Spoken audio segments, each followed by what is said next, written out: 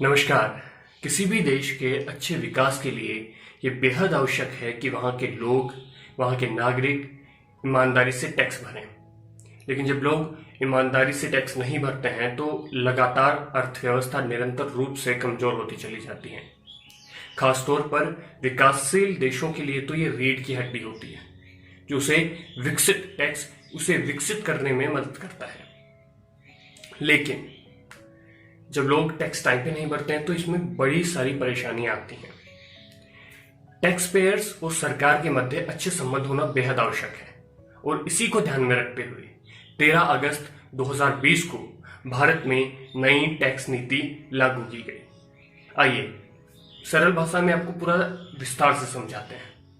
यहाँ 3 प्रमुख बिंदु हैं। पहला है फेसलेस असेसमेंट, मतलब अब आपको दफ्तर अधिकारी से अधिकारी के पास जाकर रिश्वत देकर अपना काम करवाने की आवश्यकता नहीं है।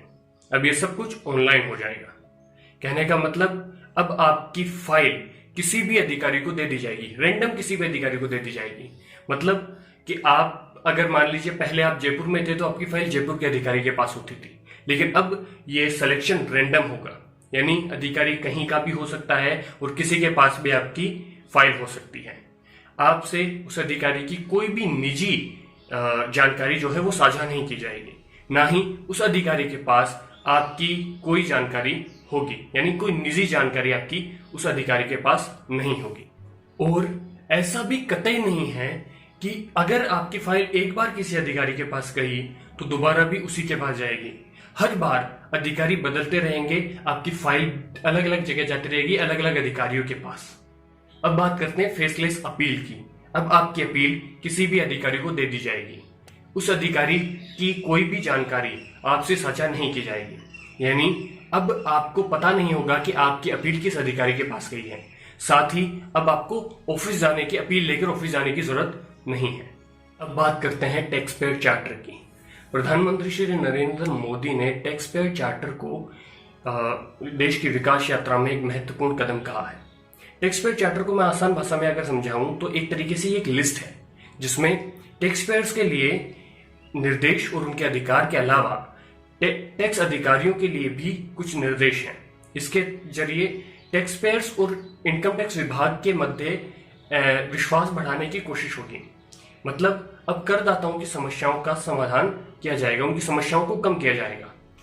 इसके तहत अब जब तक ये साबित नहीं हो जाता है कि आपने टैक्स की चोरी की है तब तक आपको ईमानदार माना जाएगा, यानी आपको बेवजह में नोटिस वगैरह जारी करके दबाव नहीं बनाया जाएगा। तो क्या ये मान लिया जाए कि अब सारी व्यवस्थाएं फेसलेस हो गई हैं? तो जी नहीं, अभी भी कुछ ऐसी व्यवस्थाएं हैं, अभी भी कुछ ऐसी चीजें हैं जिनको आप स्पेशली इनकम टैक्स ऑफिस में जाकर उनको निपटाना पड़ेगा। आइए आपको विस्तार से उनके बारे में समझाते हैं, उनसे रूबरू करवाते हैं।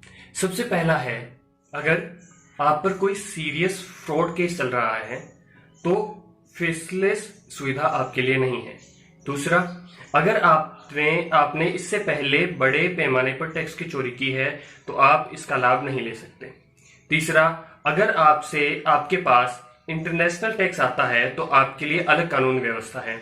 चौथा है, अगर आपका संबंध किसी प्रकार के काले धन से है तो, और last but not the least, अगर आपके पास कोई बेनामी संपत्ति है तो यह सुविधा आपके लिए नहीं है। पीएम नरेंद्र मोदी जी ने बताया कि 130 करोड़ के देश में मात्र 1.5 करोड़ लोग सीधे तौर पे टैक्स देते हैं। कुछ लोग अधिकारियों से साठगांठ करके भ्रष्टाचार में इन्वॉल्व होकर टैक्स नहीं भरते। हमारे देश की गरीबी का स्तर जो आज है उसका यही सबसे बड़ा कारण है, मैं समझता हूं। इसीलिए आपसे निवेदन है कि आप ईमानदारी से टैक्स भरें, एक ईमानदार टैक्स पेयर बने और इस देश के विकास में सहयोग करें। चलिए तो फिर अब आपको समझाते हैं कि सरकार हमसे किस किस तरीके से टैक्स लेती है। उसके 2 तरीके हैं, डायरेक्ट टैक्स और इनडायरेक्ट टैक्स। डायरेक्ट टैक्स वे टैक्सेस होते हैं जो सरकार हमसे सीधे तौर पे लेती है, जैसे हमारी सैलरी पर, मकानों के किराए पर जो हम टैक्स देते हैं वो टैक्स हो गया, हमारे बिजनेस से आई पूंजी से जो हम टैक्स देते हैं वो टैक्स हो गया। ये हमारे डायरेक्ट टैक्सेस हैं जो हम सरकार को सीधे तौर पे देते हैं। और दूसरा होता है इनडायरेक्ट टैक्स। इनडायरेक्ट टैक्स वे टैक्सेस होते हैं जो हम सीधे तौर पर सरकार को नहीं देते, इनडायरेक्टली देते हैं। वो कैसे? मतलब अगर आपने कभी सर्विस टैक्स या सर्विस चार्ज या फिर वीएटी दिया है तो आपको ये पता होगा, ये टैक्स आप वस्तु की एमआरपी यानी मैक्सिमम रिटेल प्राइस पर देते हैं, मतलब जिसके नीचे लिखा होता है इंक्लूडिंग टैक्सेस। आपको आसान भाषा में समझाता हूं। मान लीजिए आप पिज्जा हट गए पिज्जा खाने के लिए, आपने पिज्जा खाया, आपके पास 1000 रुपए का बिल आता है। अगर मान लीजिए आपको कहा जाए कि सर आपका 800 रुपए का बिल है और 200 रुपए टैक्स के, तो आप झुंझलाहट में उससे लड़ पड़ेंगे। लेकिन वैसा नहीं होता, वहां पे आपको सीधा 1000 रुपए का बिल दिया जाता है, आप बिल पे करते हैं और खुश होकर वहां से बाहर आते हैं। यानी आपसे उस 1000 रुपए में टैक्स लिया गया है, जो कि पिज्जा हट आपसे लेता है और वो विभाग में जमा करवा देता है। यह है इनडायरेक्ट टैक्स। एक उदाहरण आपको दिया है, ऐसे हर जगह होता है। और अगर आप चाहते हैं कि हमारे देश का विकास अच्छे से हो तो एक जिम्मेदार और जागरूक नागरिक बनिए, अपना टैक्स समय पे कीजिए और ईमानदारी से पूरा टैक्स पे कीजिए, जिससे इस देश का उद्धार हो सके। और अगर आप चाहते हैं कि सरल भाषा में न्यू टैक्स पॉलिसी पे एक पूरा डिटेल्ड वीडियो हो तो नीचे कमेंट करके बताएं। और जैसा कि आप जानते हैं, लाइक, कमेंट, शेयर, सब्सक्राइब सब आप जानते हैं। धन्यवाद।